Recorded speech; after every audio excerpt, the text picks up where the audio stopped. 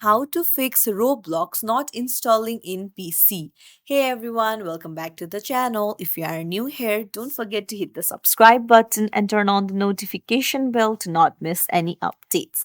So, your Roblox might not be installing on your PC because your real time virus and threat protection is toggled on. It might be blocking the installation. So, I'll teach you how to turn it off. So, let's dive right in. Go to the search bar on the taskbar and then search for settings and open it up. And then on the left hand side, go to privacy and security and tap on Windows security. So you'll find virus and threat protection, tap on it, and then scroll down.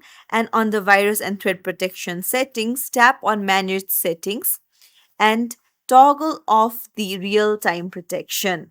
And uh,